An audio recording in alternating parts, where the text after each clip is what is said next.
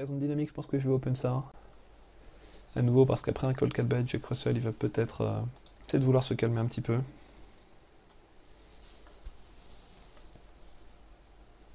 Quant à Scoff, il a rarement semblé très agité, et puis il vient de prendre une petite claque, donc je pense que c'est le bon moment pour lui ou pour fold. Par contre, on va fold une 8-3, pas grand chose à faire, et je sens qu'on va s'ennuyer, donc micro. Alors nous revoici dans l'action avec Scoff, qui cette fois-ci a limp call.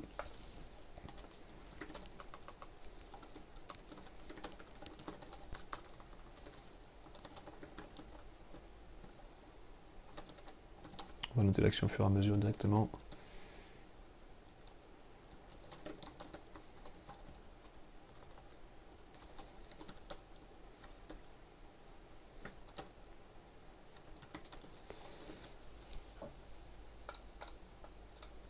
Voilà, donc Scoff, je pense qu'on peut lui mettre une petite pastille. Ça fait 2 fois qu'il fait des trucs pas très conventionnels. Je pense que certains joueurs corrects doivent parfois limp fold, etc. en big blind, en small blind. Je pense pas que ce soit la majorité, donc je vais quand même pastiller Scoff, parce que là ça me semble un peu bizarre ce qu'il fait.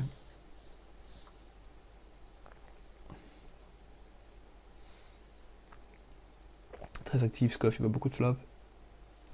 Et il ouvre un spot de squeeze de rêve pour la big blind. Puisqu'il y a 2 joueurs très actifs et il pourrait vraiment shove une grosse partie de sa range ici. 0 Pepanovic 0.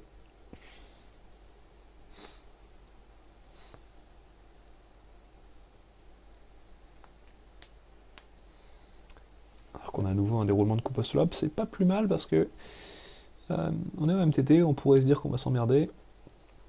Mais ça va avec Scoff et Jack Russell, il y a de l'action quoi, avec ces 3 loulous, tandis qu'à droite on a le virage du spectacle et à gauche on a les gros Nitos.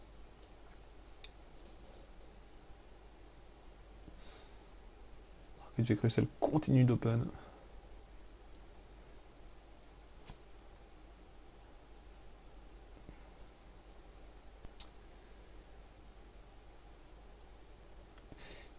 Si j'avais pas tant confiance en lui pour aller call mon 3-bet avec à peu près n'importe quelle main, je le 3-bet très bien ici. Mais j'ai un peu peur qu'il décide d'être un peu trop sticky.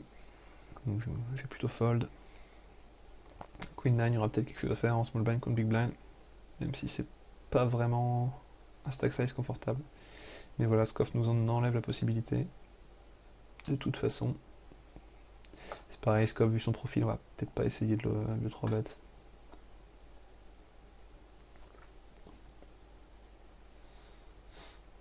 Alors, Jack 10 au bouton avec une trentaine de blindes.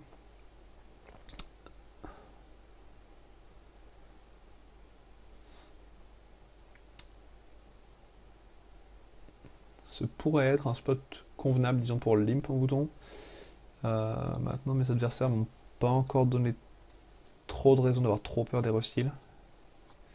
Parce que, ok, il y a du restyle, mais c'est pas des fréquences extraordinaires contre moi. J'ai pas une image de dingo non plus, donc je pense que le limp ici est un peu inutile. On spike top pair contre Scoff, on va voir un petit peu son action contre les Sebati. Il a check raise une fois. Je partageais entre Cbet et check back. Le problème c'est que si je Cbet et qu'il check raise, je me retrouve contre une range potentiellement très forte et potentiellement je dois give up la meilleure main très souvent. D'autant que voilà, on est en fin de MTT, donc les jetons que je peux gagner valent pas grand chose par rapport à ceux que je peux perdre. Et là, on turn top 2, son sizing est très inquiétant, au sens où les gens qui bettent si fort, c'est souvent avec des mains fortes. Maintenant, on bat une partie de sa value range, il est pas exclu qu'il bluff. Donc, à moins qu'il shove la river, je vais call. Et encore, même s'il shove la river, je vais vraiment devoir me faire violence pour fold.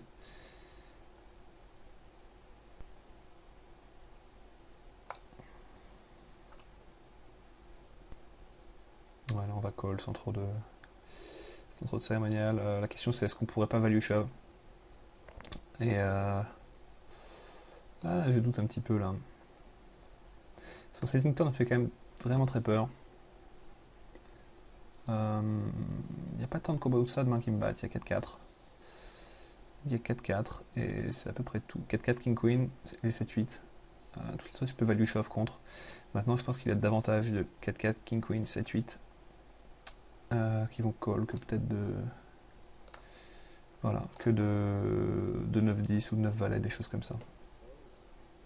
Bon, bah écoutez, c'est le break, donc je vous dis à tout de suite. Je suis bien content d'être encore dans ce tournoi et de pas être saqué. Allez, à toutes. Donc nous revoici après ce petit coup de Trafalgar là, avec le 4-4 contre le valet 10. Donc on est content d'encore avoir un stack, mais on n'a plus un très gros stack, puisque comme vous le voyez ici... alors que là on a As-Dame, donc ça c'est pas dégueu. La question c'est entre push et min-raise. Dans cette zone là je vais alterner les deux. En l'occurrence ici de manière exploitante, je pense que c'est mieux de min-raise parce qu'on a envie de faire repush par des bluffs. Donc ouais, comme je le disais, on n'a plus que 25 000 avec un average qui est à 75 000, donc ça craint un peu du boudin, surtout que comme on l'a dit, il faut que je fasse top 5 pour être even sur la soirée. Donc good luck moi, et on va voir un peu ce qu'on peut faire. Pour l'instant, on survit. Ah là on va voir, donc là avec ce stack là, c'était déjà un peu le cas avant, mais là, il va vraiment falloir se cantonner à des spots de restyle. Et on risque de régulièrement en avoir.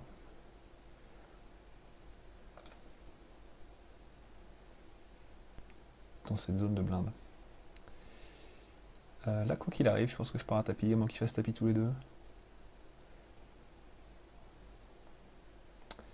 Ok, donc là, non. Là, je ne pars pas à tapis dans ce spot-là. Raise plus Rusty all-in. Je pense que là, je peux me permettre de fold. Même si, je pense que, en termes d'odds, je suis peut-être pas si mal contre la range de la small blind. J'aurais peut-être dû considérer un peu plus longtemps l'éventualité de call. Mais, ouais, peut-être. Il faudrait que je stove un petit peu tout ça. Mais disons qu'il a été tellement tight et qu'il peut y avoir, je pense, suffisamment de bons spots de restyle pour que ça justifie de fold ici. Non, je pense que As-9 c'est un fold, As-10 aurait sûrement été plus discutable, et à partir de As-Valet c'est un call indiscutable. Honnêtement, As-9, As-10, je suis pas sûr. Je pense que c'est close en toute cette cause, ouais. J'attends, c'est-à-dire que c'est close avec As-10, légèrement EV- avec As-9. Et EV plus avec As-Valet. Faudrait confirmer ça avec des simulations. Mais là, je vais pas les faire en direct. Donc voilà, on va se contenter de fold et d'attendre des mains hein, comme un bon gros Nitos. Donc évidemment, ça risque de nuire un petit peu à l'action. Il faut espérer que Scoff et Squizofrane nous fassent une démo. Ce serait pas mal. Allez-y les petits gars, bustez-vous, ce sera toujours ça de prix.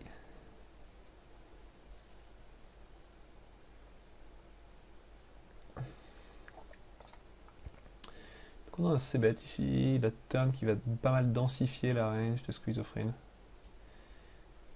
Pas énormément, mais toutes ces low cards sont maintenant super ancrées dans le board, si on peut dire. Il y a plein de gutshots, plein d'open-ender, des choses comme ça.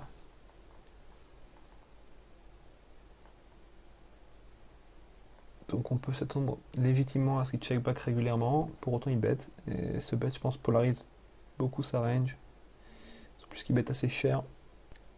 Ils sont assez deep, mais néanmoins je pense pas que la plupart des joueurs de MTT bet aussi cher un simple valet 10. Donc je pense que ça le polarise pas mal. Ici, je pense qu'on va raise fold. Donc on a déjà mis raise dame tout à l'heure, on a vu que tout le monde avait passé, donc là si je fais confiance au Ryan Murphy, quelqu'un devrait shove. Et je devrais devoir fold. Non, c'est bon, ça passe. On est pile poil dans la zone où c'est un peu pénible de raise fold, mais c'est sûrement meilleur que d'open push. Quand on n'a pas de gros restealers et que les gens n'ont pas de raison objective de penser qu'on raise fold énormément.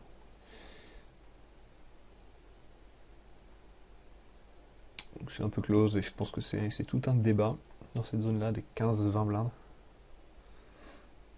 Enfin, disons plutôt 15-17 blindes. Parce qu'à 20 blindes, c'est clairement un meilleur spot pour min-raise.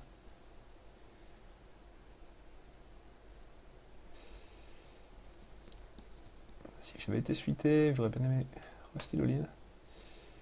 Ici, je pense qu'il est bien meilleur de fold. Donc 9-10 en small blind, si ça parvient jusqu'à moi, ce sera un push. Évidemment, ça ne parviendra pas jusqu'à moi.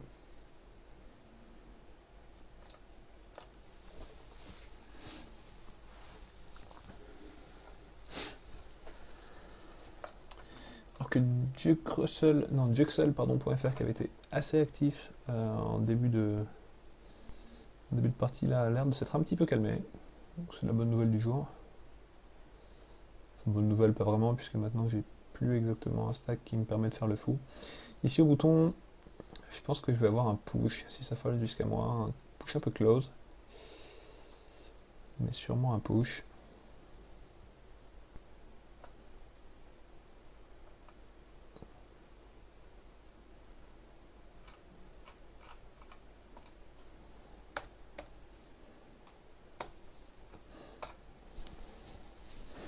On va se garder 1 euro, au cas où.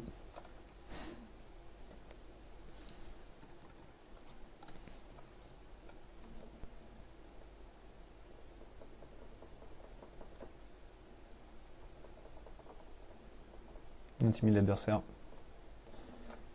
qui sait plus quoi faire. Kicker, je sais pas ce qu'il veut dire. Est-ce que ça veut dire qu'il va folder un as? Ouais. Ok, donc c'était définitivement un bon push, hein, je pense. Maintenant, le as-val, on va le risk call. Parce que ça nous fait repasser dans une zone où voilà, on est un peu plus confortable. Je pense à risk call. Surtout avec as-valet.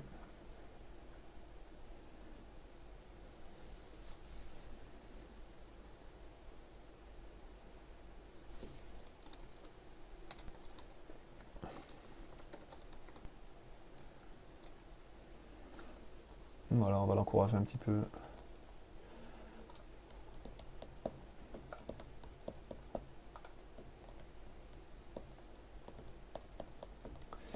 Donc on se maintient, on s'éclate pas, hein, c'est pas la joie, c'est ce petit bout de vidéo là, c'est pas la grosse éclate, il n'y a pas énormément d'action.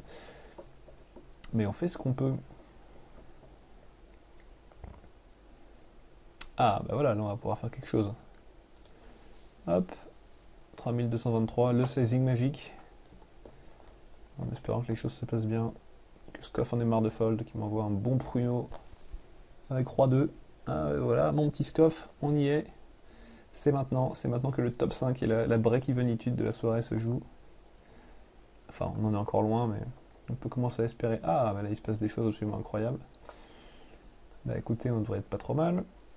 On va espérer ne pas voir les deux as en face. Faire un peu de faux tanking. Scoff est capable de faire un gros hero fold ici.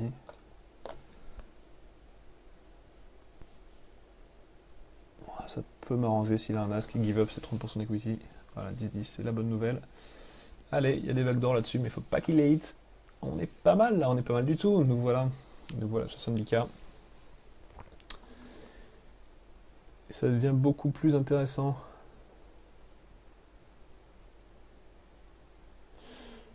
Alors que Scoff repart au front. Scoff il a raise 2 fois UTG. Le petit souci c'est que là j'ai peur qu'il commence à être un petit peu frustré, donc je vais pas le 3 bet. Je vais le laisser tranquille. Et maintenant que je suis de nouveau dans cette zone, je vais pas trop m'exciter sur mes boutons. Je vais attendre de voir si Duke Russell, enfin de la façon dont il s'adapte à mon nouveau stack. Donc pour l'instant, je vais rester calme.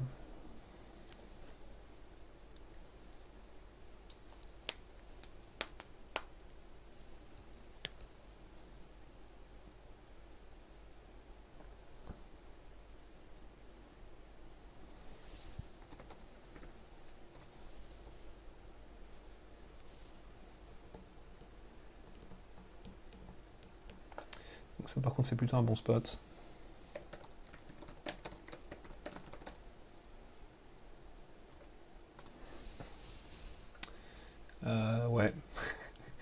Donc, ce qui était un bon spot se transforme en un petit cauchemar. Euh, on va give up là-dessus. Il y a trop souvent l'un ou l'autre qui a ce paquet de l'equity et on peut se dire que qu'on va pas la faire fold en une fois.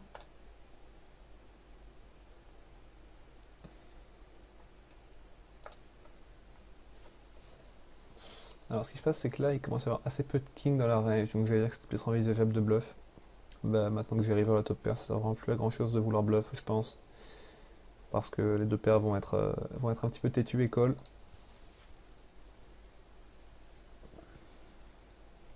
Je sais pas ce que Jack Russell peut nous inventer ici par contre. Et j'aurais presque envie de call si bet. Ah, alors ça c'est intéressant. Euh, hmm. J'aurais sûrement call un bet normal. Maintenant ça ressemble tellement à un bet. Il peut pas trop avoir les pics. En fait le hic, c'est que là il peut pas avoir grand chose. Je suis un peu embêté parce que d'un côté il peut pas avoir grand chose ici. De l'autre côté s'il avait voulu bluff, il aurait sûrement bluff la turn. Il n'y a pas trop d'intérêt à attendre la river. Donc je vais fold. C'est pas trop le moment d'y recall. Et surtout il a encore rien montré d'aussi goofy que ça.